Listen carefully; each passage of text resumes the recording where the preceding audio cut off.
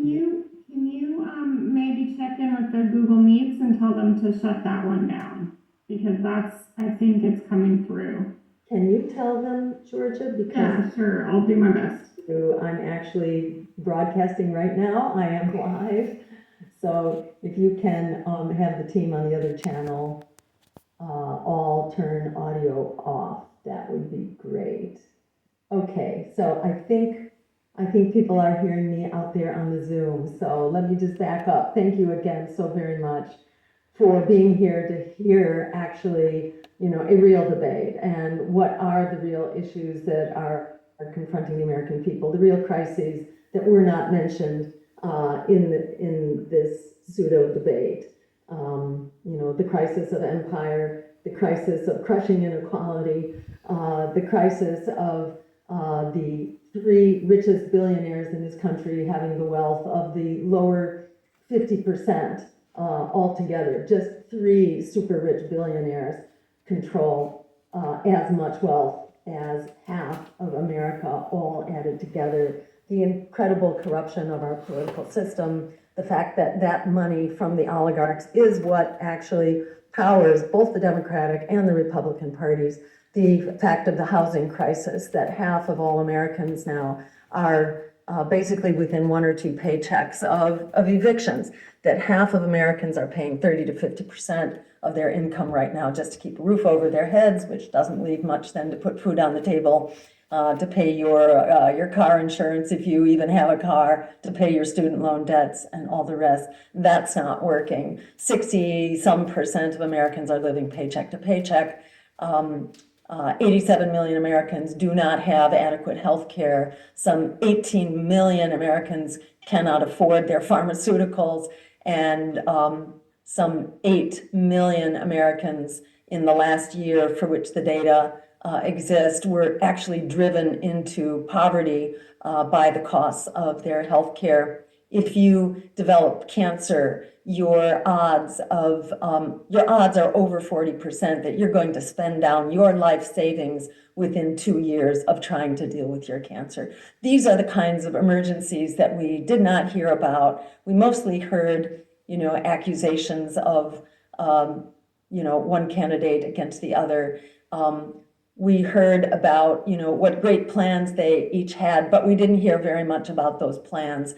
From Kamala Harris, we heard, at least what I heard, was the $6,000 child tax benefit for the first year with a new child, and a $25,000 tax credit, I think, for a down payment on a house.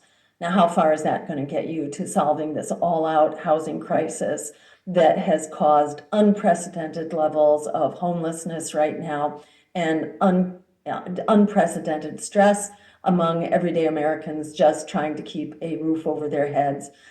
So let me talk about some of the actual solutions that we would offer. And from Donald Trump, I think we heard, well, actually, he didn't even talk about his tariffs. I think that's been his major proposal, tariffs and more tax giveaways for the super wealthy. That's not going to get us so far. I mean, for a long time, we've seen both Democrats and Republicans rely on trickle-down economics, and generally the tax breaks are passed by the Republicans, but then they are maintained. Obama wrote into permanent law, actually, the Bush tax cuts, for example. So we've seen an incredible decrease in the contributions paid by the wealthiest Americans to our economy and to our public infrastructure.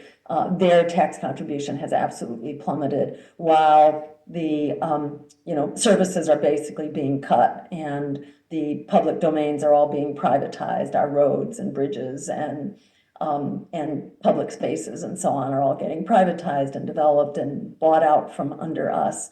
At the same time that we're seeing, austerity applied to the likes of support for our schools, support for higher education. So let me again go to some of the solutions that we are putting on the table. And I'll just mention the fact that this is a debate between the parties of war on Wall Street who agree with each other on the fundamentals of our economy and on the fundamentals of our foreign policy, basically a foreign policy based on endless war. And the endless war machine, which then in turn costs half of our congressional budget. We're spending down 50% of our congressional budget just to look at the Pentagon's expenditures. But then if you add in the costs of caring for veterans, which we do not do enough of, and so many veterans are basically up a creek without housing, without jobs, without mental health care, and so on. If you include those costs as well as the costs of nuclear weapons, which are classified separately from the Pentagon budget, if you include the costs of the security agencies like the CIA, which is carrying out its own military agenda, then it's more like 60%, even 65% of our tax dollars and of the congressional budget, which are being spent on this endless war machine. These are the fundamentals that we're absolutely missing in action from this debate because the two parties agree on it. And again, I want to stress that our campaign is the one anti-war, anti-genocide, climate emergency, pro-worker campaign, which is on the ballot across the country, that's in this election and which has the capacity to actually challenge empire.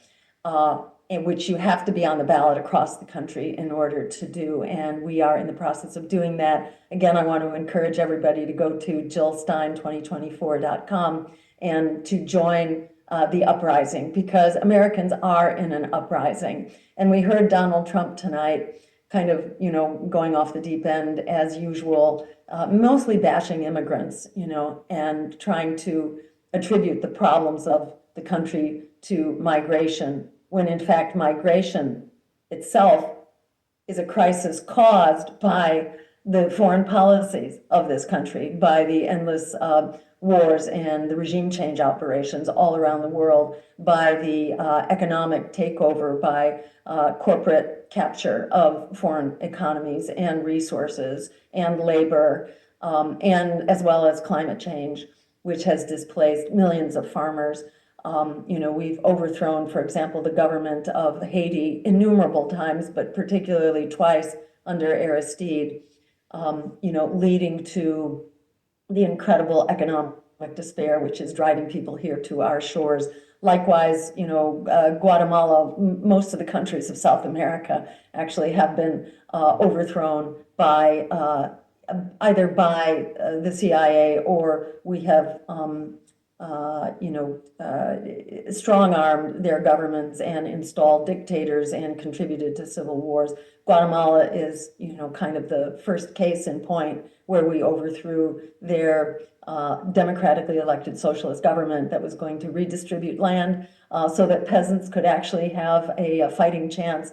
And at the behest of United Fruit, we overthrew the government of Guatemala, leading to essentially generations of conflict and strife and death squads, which have been trained by the U.S. and so on. So that migration crisis that Donald Trump loves to, endlessly bash immigrants over is basically a consequence of U.S. foreign policy, which is driving people to our shores for refuge. And sadly, we see the Democrats who at one time stood up for principles of justice for immigrants, for addressing the underlying drivers. We don't hear about that anymore at all. We see the Democrats, Barack Obama was the deporter in chief. We're looking at Kamala Harris promoting an even more right-wing so-called border security bill. Border security is not obtained through a wall. Border security is achieved by, number one, decompressing the migration crisis by eliminating the drivers of that migration crisis. We can do that. Also, the war on drugs, I must mention, which is what empowers the violent drug cartels. That's why people are fleeing here from the drug cartels. And no, it's not the migrants who are bringing drugs across our border. It is plain old red-blooded Americans who are bringing the drugs and the fentanyl and so on across our border, not in the outer regions, but at the portals of entry. We know how to fix this. How we fix this is by legalizing marijuana for starters, which will be part of our day one agenda, by the way. On day one, we remove marijuana, cannabis from the list of scheduled drugs.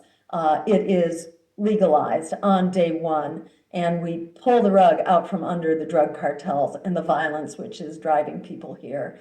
And then we proceed towards decriminalizing all drugs, so that substance use becomes a public health problem, dealt with effectively through public health measures, not a criminal problem. And as part of this, by the way, on our day one agenda, we provide amnesty and we end the jail terms and the prison terms of so many people who've been unjustly incarcerated due to the war on drugs, which has largely been a war on Black and brown people. So, that's Donald Trump's issue we hear about over and over again, about migrants being the cause of basically every crisis in this country, but not so whatsoever. In fact, migrants, it's well established, have they make the country safer. They have a lower crime rate than here in America. They actually lower crime. They bring stability to our communities. They are hardworking. And in fact, migrants, once they can work, they more than pay their way. That is the problem, that we've been squandering our migration dollars on billions of dollars spent on walls, which simply kill people. They kill migrants by forcing them to more and more extreme routes of migration to flee for their lives from conditions that we have caused. The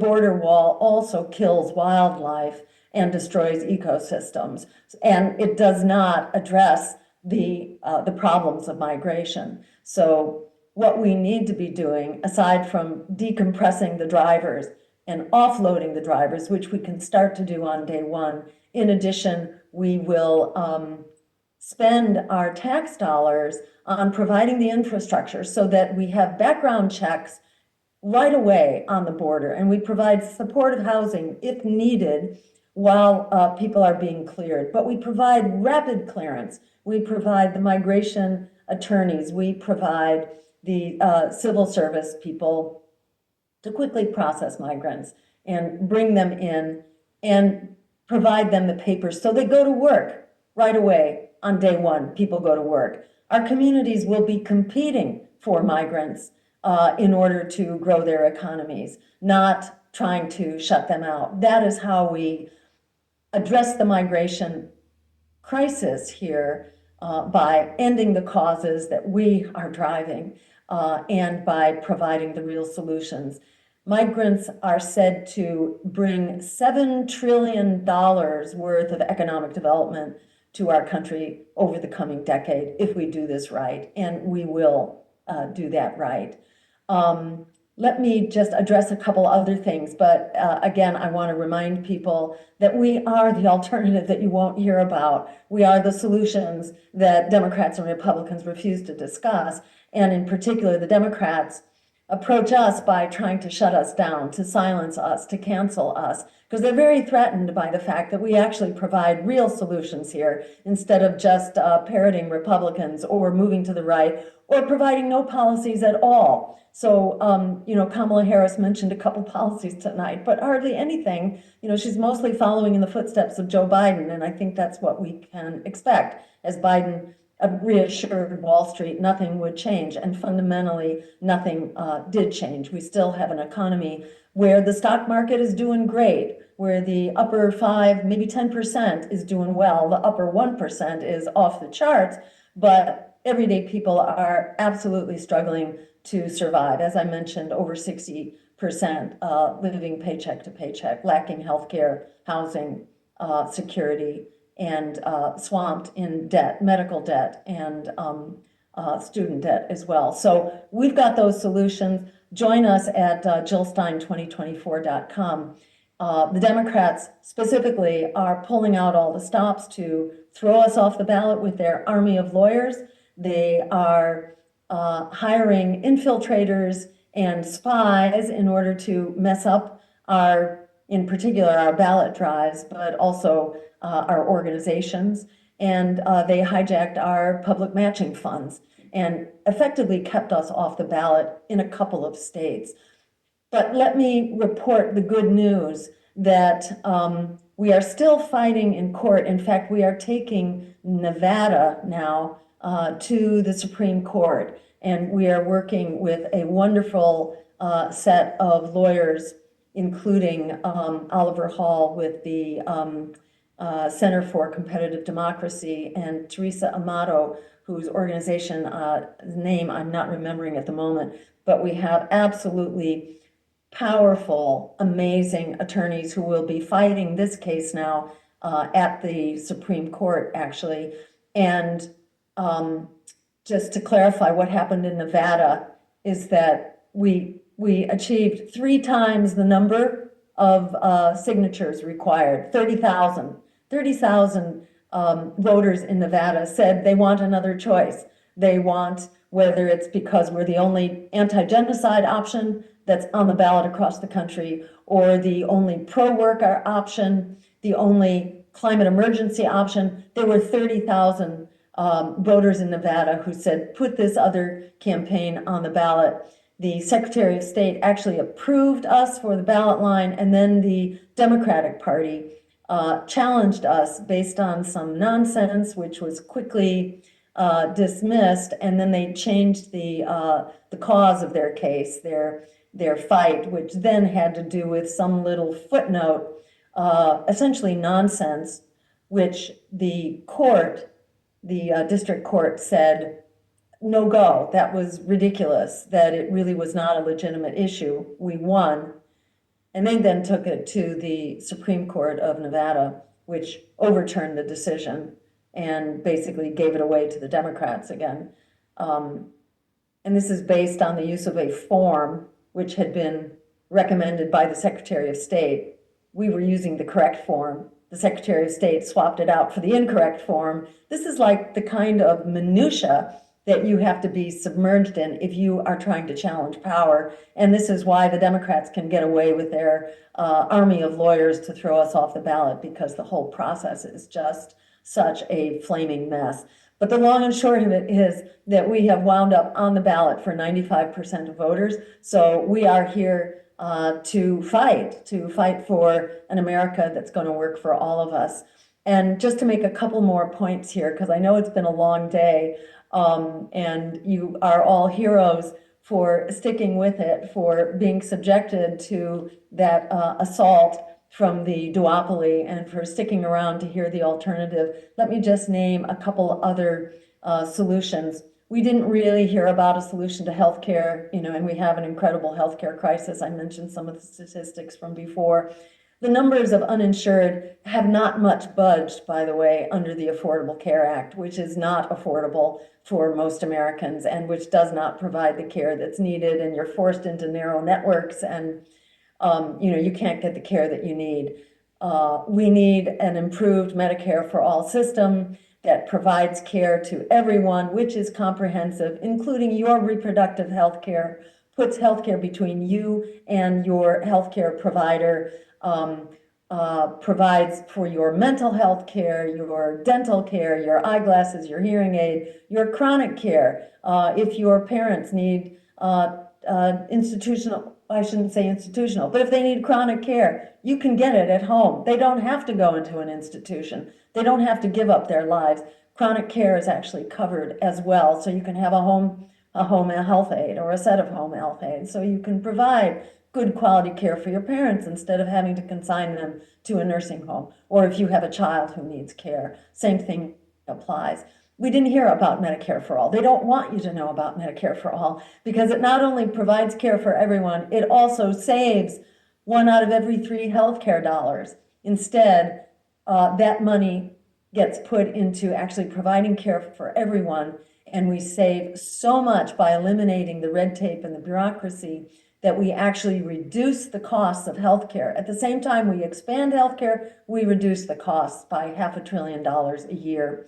We also, by the way, call for cutting the military budget. The military budget is greater than the next 10 countries, the next 10 biggest spenders combined. We don't need that. You know, what we have is what Martin Luther King described, the greatest purveyor of violence that the world has known. And I have to say a few words about Gaza because, again, you know, what did we hear from Trump? You know, what we've heard from him before, what we've heard from Donald Trump is that he would finish the job. You know, he would just put an end to it. And, you know, and he would continue to threaten those who protest genocide here in this country, as the Democrats do as well. They're all suppressing those who are standing up to stop genocide and falsely calling that anti-Semitism. Well, as a Jew, I would say that if you say it's anti-Semitic to oppose genocide, in my view, that is the most anti-Semitic thing you could possibly say, to imply that it is anti-Jewish to oppose genocide. I say not at all. I say it is a core Jewish value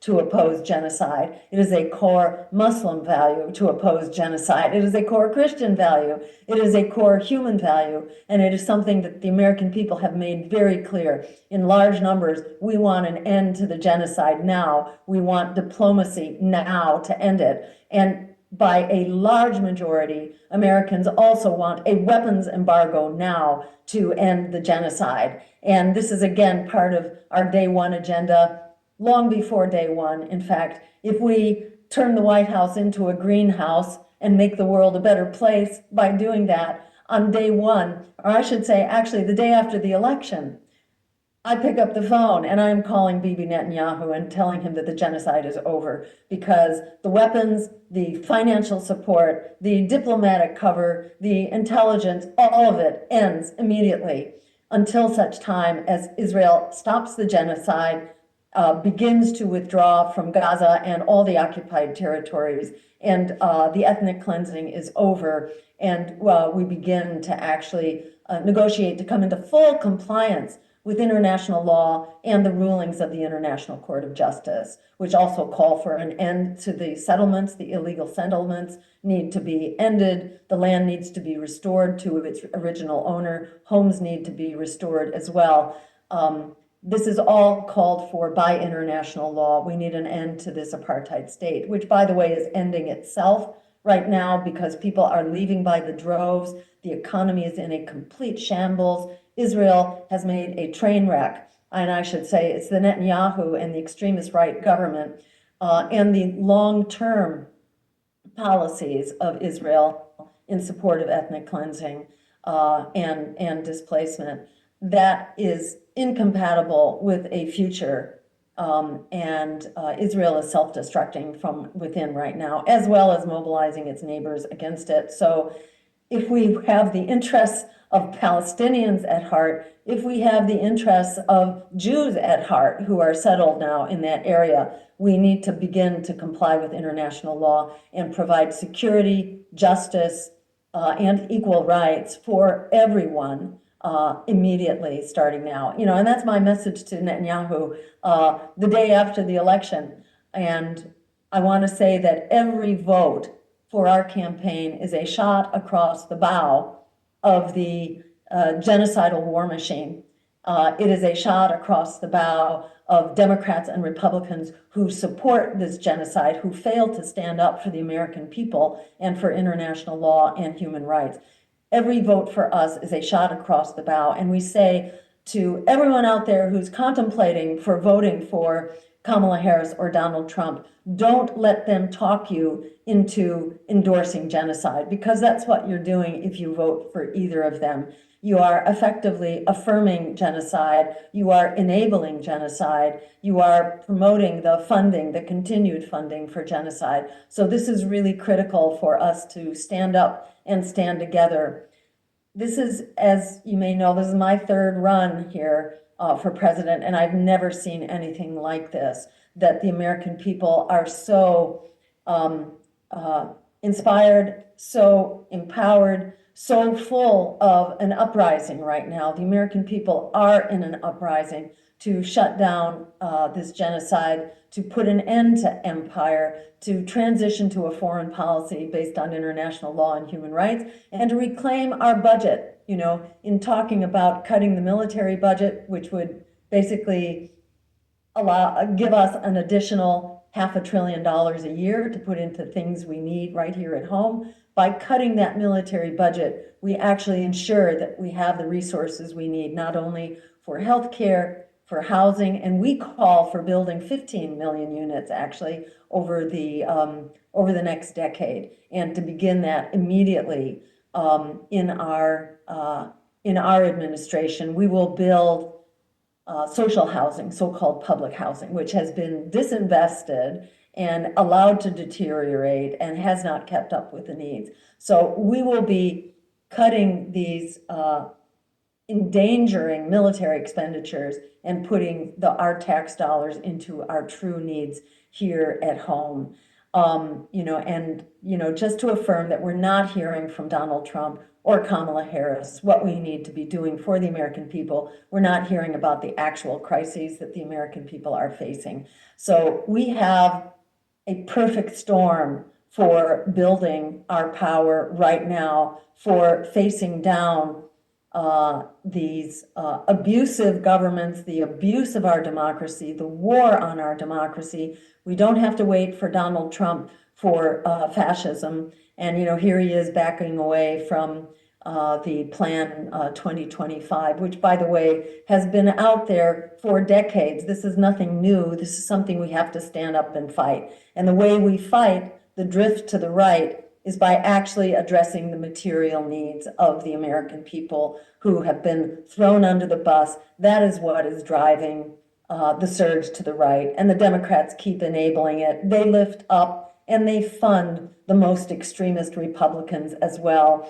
Their commitment to neoliberalism, to austerity, to privatization, to big tax giveaways, to endless war. This is what is driving people to the right. We saw a big surge to the right after the Wall Street bailouts by the two Democratic houses of Congress and the Democratic White House under Obama. It's the austerity of the Democrats. It's the neoliberalism of the Democrats. It is not the solution. It's actually a major driver of right-wing extremism. So don't think that you're stopping Donald Trump by voting for more of what is driving right-wing extremism through the Democrats. And again, we're not hearing from Kamala Harris real solutions. We're hearing some feel-good, ode to joy, which is what we've been hearing about for a long time, especially, since the DNC. And if you saw the footage of the upper ring of corporate suites overlooking the DNC, that's where the real control was, in those corporate suites paid for by corporate America, $500,000 up to $5 million per corporate suite. That is where the money's coming from. The Harris campaign is collecting money hand over fist, has more billionaire donors than ever. This is not to exonerate Donald Trump, but we don't spend a lot of time clarifying Donald Trump because his track record, unfortunately, is very clear. The Republicans and Donald Trump have been servants to Wall Street and really don't make much bones about it. I mean, you see some flip-flopping on issues like about war and so forth, but you're not seeing, solutions to actually meet the critical needs of the American people. The Democrats, on the other hand, are giving very confusing PR spin campaigns all the time about how they pretend to be solving our crises when they're not. The Inflation Reduction Act, for example, which Kamala Harris pointed out tonight, was the source of vast new fracking developments. The Inflation Reduction Act, which is their claim to, the great climate legislation, right, which opens up 60 million acres of offshore fossil fuel extraction. Every year, it requires that. That's mandated before any major renewable projects can be undertaken, and 2 million acres of onshore. So, we hear lots of nonsense for the Democrats, and they fail to fulfill their promises, like a $15 minimum wage. By the way, we're calling for a $25 minimum wage because that's what our families need right now. We're not hearing solutions like that. We're mostly hearing disinformation and blather from the Democrats and from Kamala Harris's policies.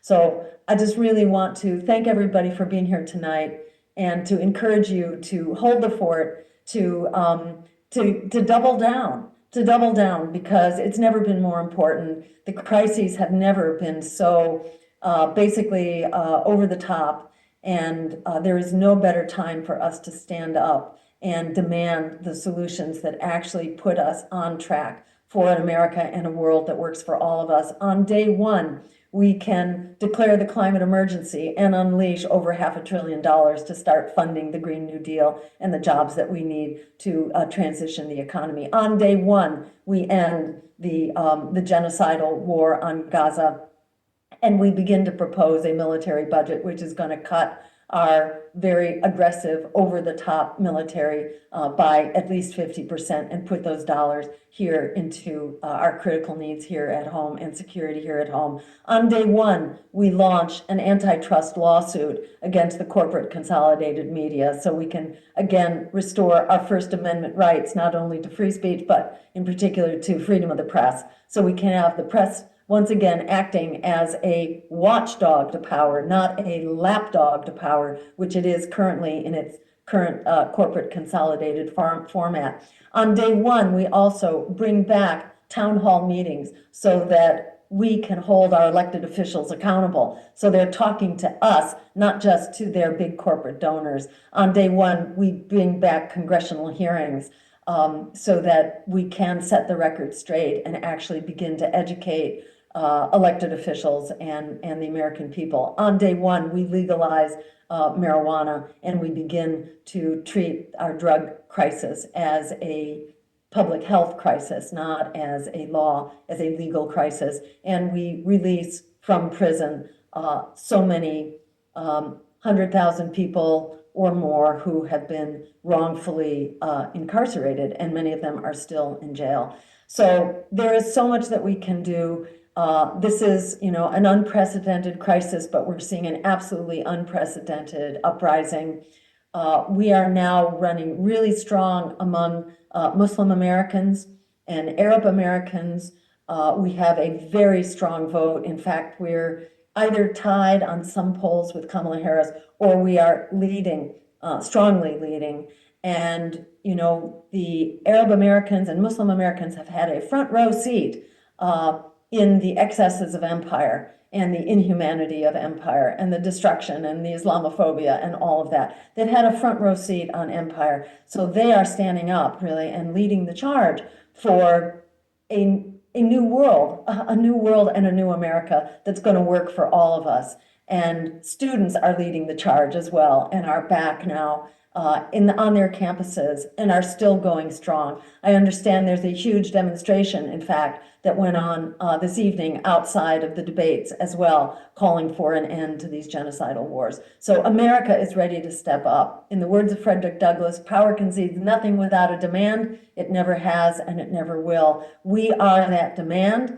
And as Alice Walker reminded us, the biggest way people give up power is by not knowing we have it to start with.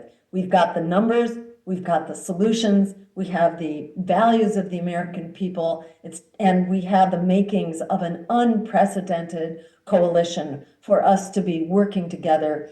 And do not rule out the possibility of a really unexpected development in this election. This election has been full of unexpected developments. So don't let them talk you into hopelessness or powerlessness. It is not impossible for this race to be turned on its head. And it is not impossible. It is extremely highly likely that we will make a strong showing. And whether that is 5% or 15% or 35%, enough to win a three-way race, or even 50%. I would not rule out any of that. And however far we get is the jumping off point for us to continue the building, for us to continue the organizing. We need to stop genocide immediately and to begin to reverse the ethnic cleansing and the apartheid state. But it doesn't end there. You know, we've got an empire to dismantle and to transition from a monopolar world, which is not working, which is bringing us to two hot wars on the verge of a third, given US foreign policy right now. We need to move from that monopolar world to a multipolar world where we join the community of nations as an adult under international law and human rights, using diplomacy to actually build the better world that we deserve and that is within our reach. Thank you all again so very much.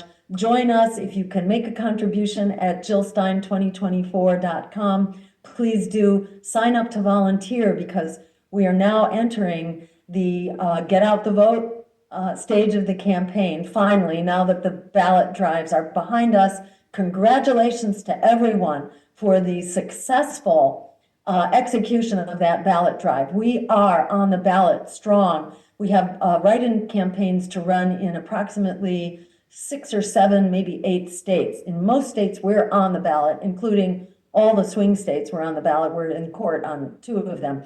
But we are on the ballot, really, thanks to your hard work, thanks to your spreading the word, you're getting out and collecting those signatures. So thank you from the bottom of my heart, and thank you from all of our team, which is so very grateful to you. But now we're in the get out the vote phase, and this is about encouraging people to stand up with the courage of their convictions. This is all about flyering, tabling, door knocking, and phone banking. It's not rocket science. It's about turning the crank of a real democracy that we have a chance to actually restore. We don't have, it's not a democracy if we're not in the race. If we're not in the race, if we're not, there in the voting booth, if we're not there loud and strong among voters, then, this is just Wall Street and the war machine and AIPAC that are flexing their muscles through these 2 parties. Remember, 1 out of every 3 eligible voters chose not to vote in 2020 because they weren't aware that there are other options. Those non-voters are disproportionately of color, low income, and young. Exactly the people who want to hear our agenda, who will benefit from free public higher education and canceling of student debt, which I didn't have a chance to mention yet, but that's part of the picture too. So we have so much to bring in voters who don't know about us, and to ensure that everybody's out there getting registered, and they won't know what hit them. The empire and the oligarchy will not see this coming because they don't poll people who are not their traditional voters. But that's really who America is, who represents our deep values, our beloved community that we need to be with each other. I should mention also reparations, which is a major issue for our campaign that will not be represented if we are not in this race running strong. So there are so many people who need to hear from us and about us. We can completely change the dynamics of this election and of all elections to come. So again, thank you so much from the bottom of my heart, and I hope to see you soon on the campaign trail. Big shout out to all our team that was here helping tonight, to Kelly Merrill and Jason Call and Georgia Davenport and Justin Paglino, Mark Alborno and Rose Roby, Dave Schwab, LeBeau Panadow, Betsy Avila, David Schwab I named. Forgive me if I haven't named you, but a big thank you to our unbelievably hardworking team, and a big thank you to all of you out there. All of us are going to the mat right now. We're all aware that we are ourselves in the target hairs of this empire, which is endangering us all and impoverishing us all and conducting a war on working people and democracy here at home. We can fix this. We have the solutions to do that. And together we are an unstoppable team. Let's seize the moment together. And thank you.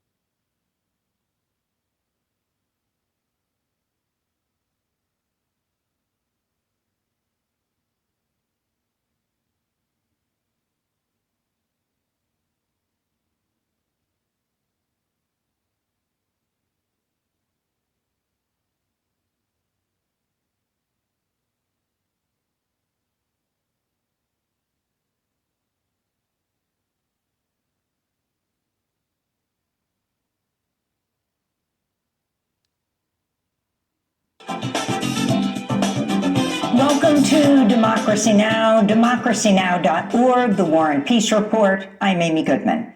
The UN's warning more than 1 million people in central and southern Gaza received no food rations in August, adding to a beyond catastrophic situation in the war-torn Palestinian enclave. Gaza's health ministry, meanwhile, says Israel's hindering the delivery of polio vaccines as its military refuses to coordinate the entry of medical teams in southern Gaza.